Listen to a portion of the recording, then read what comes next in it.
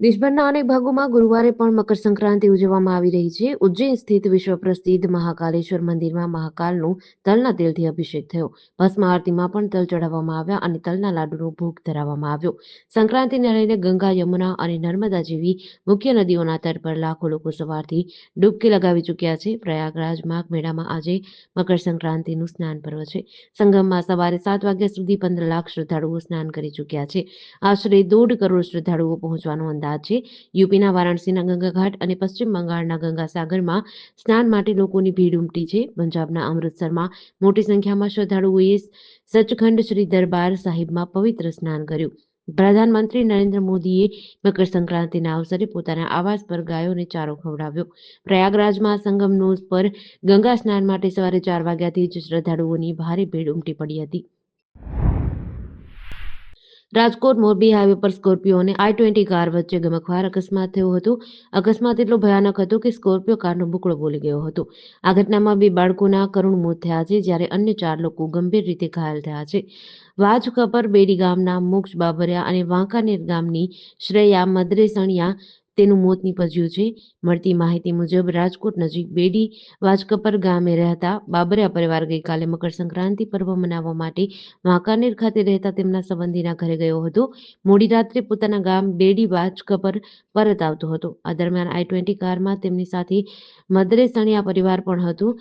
ત્યારે કાગદડીના પાટિયા પાસે વળાંક લેતા સમયે રાજકોટ તરફથી આવતી સ્કોર્પિયો કાર i20 કારને અડફેટે લીધી હતી.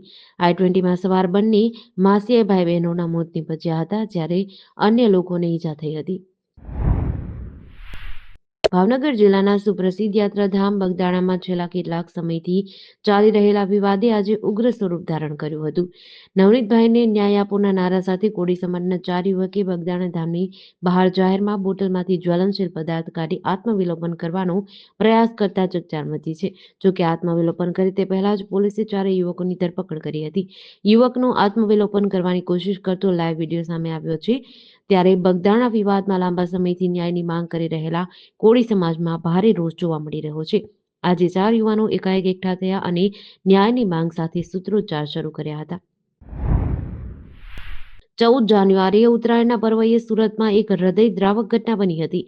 એક પરિવારના 3 સભ્યો 70 ફૂટ ઊંચા ફ્લાયઓવર બ્રિજ પરથી બાઇક પર પસાર થતા હતા, ત્યારે પતંગની દોરી અચાનક તેમની સામે આવી ગઈ હતી. દોરી હટાવવા જતાં બાઇક ચાલકે સ્ટીયરિંગ પરથી સંતુલન ગુમાવ્યું હતું અને પુલથી 70 ફૂટ નીચે પડી ગયા હતા. ઘટનામાં 7 વર્ષની પુત્રી અને 35 વર્ષીય પિતાના મોત નીપજ્યા છે, જ્યારે માતાનો ચમત્કારિક બચાવ થયો છે. ઘટનાને પગલે લોકોના ટોળા એકત્ર થઈ ગયા હતા. મકર સંક્રાંતિનો દિવસ ગુજરાતના 9 પરિવાર માટે કાળમુખો બન્યો છે. બાયડ, ખંભાત અને જંબુસરમાં 3ના ગળા કપાતા મોત નીપજ્યા, જ્યારે વડોદરામાં પતંગ પકડવાની લાઈમાં એક 10 વર્ષના બાળક અને એક યુવક મળી 2 લોકોના મોત થયા છે. રાષ્ટ્રપતિ ડોનાલ્ડ ટ્રમ્પની ધમકીઓ બાદ ઈરાન પ્રદર્શનકારીઓની ફાંસી આપવાના નિર્ણયથી પાછળ હટી ગયું છે. રોયટર્સના અહેવાલ મુજબ ઈરાનના વિદેશ મંત્રી અબ્બાસ અરાઘચીએ બુધવારે જણાવ્યું હતું કે ઈરાન તરફથી લોકોને ફાંસી આપવાની કોઈ યોજના નથી. વિદેશ મંત્રીએ ફોક્સ ન્યૂઝના special report with Bret Baier કાર્યક્રમમાં આપેલા એક ઇન્ટરવ્યુમાં કહ્યું કે ફાંસી આપવાની કોઈ યોજના નથી. ફાંસીનો તો સવાલ જ ઊભો નથી થતો.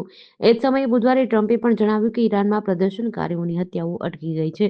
આ પહેલા ઈરાન સરકારે પ્રદર્શનકારીઓ પર ઝડપી ટ્રાયલ અને જલ્દીથી જલ્દી ફાંસી આપવાની જાહેરાત કરી હતી.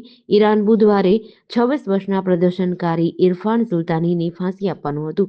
આ નિર્ણય બાદ ટ્રમ્પે ઈરાનને કડક જવાબ આપતા ધમકી આપી હતી, જો તેઓ ફાંસી આપશે તો તમે કંઈક ભયાનક જોશો. જૂનાગઢથી વિસાવદર જવાના માર્ગ પર આજે એક હૃદયદ્રાવક અકસ્માત બન્યો હતો. પૂરપાટ ઝડપે જતી કારના ચાલકે અચાનક કાબુ ગુમાવતા કાર રોડ સાઈડમાં આવેલા ચબૂતરા સાથે અથડાઈ હતી. આ અકસ્માત ભયાનક હતો કારણ કે કારમાં સવાર એક જ પરિવારના 6 સભ્યો પૈકી કિશોરભાઈ ગઢવીનું ઘટના સ્થળે જ મોત થયું હતું. હાલમાં પોલીસે ઈજાગ્રસ્તોને સારવાર માટે ખસેડી તપાસ હાથ ધરી છે. વિસાવદર રોડ પરથી પસાર થઈ રહેલી કારના ચાલકે સ્ટીયરિંગ પરનો કાબુ ગુમાવતા કાર સીધી ચબૂતરામાં ઘૂસી ગઈ હતી. વલસાડ સિટી પોલીસે વિદેશમાં નોકરી માટે વર્ક વિઝા કઢાવી આપવાના બહાને લાખો રૂપિયાની છેતરપિંડી કરનાર એક આરોપીને મુંબઈ એરપોર્ટ પરથી ઝડપી પાડ્યો છે.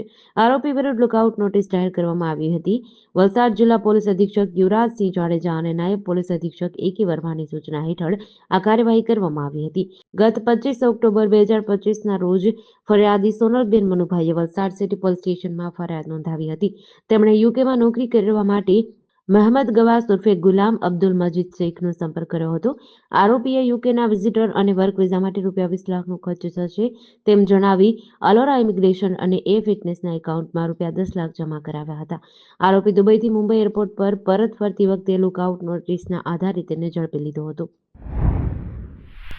ગોહિલવાડમાં શિયાળાની સિઝનમાં સૌ પ્રથમ વખત લઘુત્તમ તાપમાન સડસડાટ ગગડીને 10.6 ડિગ્રીએ પહોંચી જતા શહેરીજનો ઠૂંઠવાયા હતા. પંથકમાં માત્ર એક જ રાતમાં પૂર્વોત્તર દિશામાંથી હિમભર્યા પવનો ફૂંકાતા તાપમાનનો પારો સડસડાટ ગગડ્યો છે. લઘુત્તમ તાપમાન 10.6 ડિગ્રી પહોંચી જતા શહેરીજનોએ કાતિલ ઠંડીનો અનુભવ કર્યો. વહેલી સવારે કાતિલ ઠંડી જોવા મળી હતી. દિવસભર ઠંડા પવનોનું સામ્રાજ્ય અકબંધ રહ્યું હતું. લોકો ઘર બહાર નીકળતા પૂર્વે ગરમ વસ્ત્રોમાં સજ્જ જોવા મળ્યા.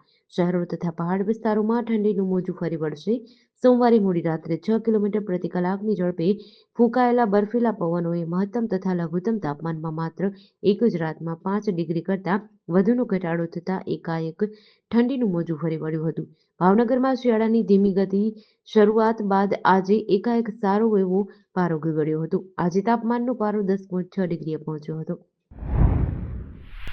સૌરાષ્ટ્ર રાજ્યના સમયે જ્યાં વિધાનસભા બેસતી હતી તેવા રાજકોટની શાનસમા અરવિંદભાઈ મણિયાર હોલનું ₹3.49 કરોડના ખર્ચે કોર્પોરેશન દ્વારા રિનોવેશન કરાયું છે. અગાઉ નોન એસી હોલમાં સેન્ટ્રલ એસીની વ્યવસ્થા ઊભી કરવામાં આવી છે. આ હોલનું નિર્માણ અંગ્રેજો દ્વારા કરવામાં આવ્યું હોવાના કારણે તેનો સમાવેશ હેરિટેજ બિલ્ડિંગ તરીકે કરવામાં આવ્યો છે. અરવિંદભાઈ મણિયાર હોલના રિનોવેશનમાં બહારનું હયાત સ્ટ્રક્ચરમાં કોઈ પણ પ્રકારનો ફેરફાર કરાયો નથી, જ્યારે અંદર મોટા પાયે ફેરફાર કરાયા છે. જોકે રિનોવેશન બાદ અગાઉના ₹2500 સામે હવે શિફ્ટ મુજબ ₹6 થી 12,000 વસૂલવાનો નિર્ણય લેવાયો છે.